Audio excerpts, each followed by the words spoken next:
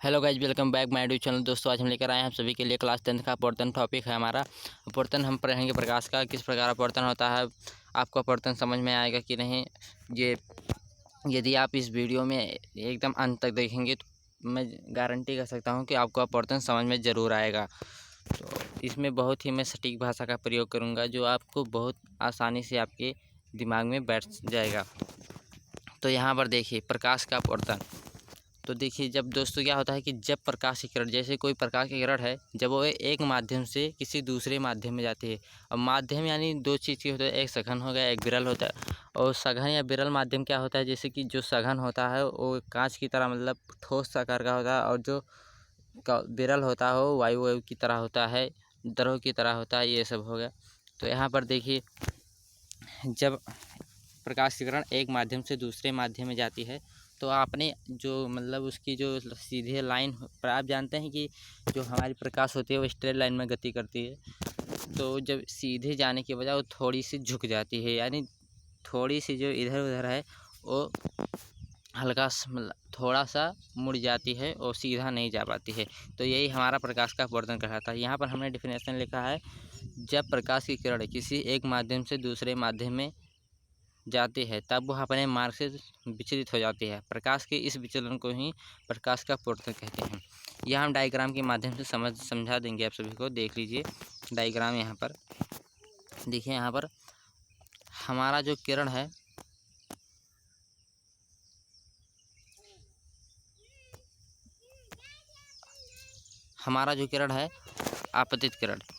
आपतित किरण यहाँ पर आपको दिख रहा होगा। आपतित किरण यहाँ पर, आपतित किरण पर देखिए एक रेड लाइन का हो गया है। रेड लाइन का जो है, जो रेड लाइन की किरण वो देखिए प्रकाश की किरण है। जो ये आपतित किरण है ये यहाँ पर गई, यहाँ आपको अभिलंब दिख रहा होगा। अभिलंब आपको दिख रहा होगा, यही हमारी पॉइंट जो है वो अभिलंब कहलाती है। तो देखिए, ये थोड़ा सा जो आपतित किरण जो गई एक माध्यम से सघन माध्यम से जब विरल माध्यम में गई, तो यहाँ देखिए सीधा ना जाकर थोड़ा सा झुक गई। हमारी जो नीले कलर की लाइन दिख रही है अभिलंब की तरफ भगी थोड़ी सी हमारी ये किरण। तो देखिए सीधी नहीं गई, थोड़ी सी झुक गई। तो ये हमारा प्रकाश का अपवर्तन होता है। अब देखिए, आपतित और अभिलंब के बीच जो हमारा कोण बनता है उसे हम आई कहते हैं, आपतन कोण कहते हैं। और जो हमारे जो यहाँ पर बनता है जो आर कोण है, जिस तरह मतलब विरल माध्यम में जो कोण बनता है वो आर होता है। तो यहाँ इस माध्यम में एक हमारा टॉपिक बनता है कि कोण आई जो होगा इस समय जो होगा वो आर से बड़ा होगा। आर से बड़ा होगा। देखिए कोण जो आई है वो आर से बड़ा होगा। जो यहाँ पर यहाँ पर देखिए आई जो हमारा है वो कोण आर से जो होगा छोटा होगा। हमने ध्यान नहीं दिया, उसके लिए माफ़ी चाहता हूँ। यहाँ जो हमारा कोण आई होगा वो आर से छोटा होगा, क्योंकि ये अब यहाँ पर आपका एक क्वेश्चन बनता है, बोर्ड एग्जाम में पूछा जा सकता है बहुविकल्पीय में, कि जब प्रकाश की किरण जो होती है वो एक माध्यम से सघन माध्यम से जब विरल में माध्यम जाती है तो उस समय आई ओ आर में कंडीशन क्या होता है। तो यहाँ पर आपका कंडीशन ये होगा कि जो हमारा कोण आर कोण है वो आई से बड़ा होगा। यहाँ पर आप दूसरा टॉपिक देखते हैं, देख लीजिए। हमारा दूसरा चित्र भी है, जब हमारा विरल से सघन में घुस जाएगा। देखिए यहाँ पर आपतित किरण हमारा है, वो विरल से जब सघन में जाएगा तो आपकी बार ये जो है कोण हमारा जो होगा वो आई जो होगा आर से बड़ा होगा, क्योंकि आपकी जो हम देखिए दोस्तों कैसे यहाँ पर ये कोण जो आर है बड़ा हो गया। देखिए जब यहाँ विरल है कोई चीज़, पहले वायु में गई, वायु में है तो फैला, वायु में है तो वायु से सीधे गई, लेकिन जब वो ठोस में गई तो जब कहीं टकराई तो हल्का सा विचलित हो गई, तो वहीं से थोड़ा मुड़ गई। मुड़ने के बाद जो आर होगा कोण आई से छोटा होगा। और इसमें देखिए किस तरह से इसमें फैला था।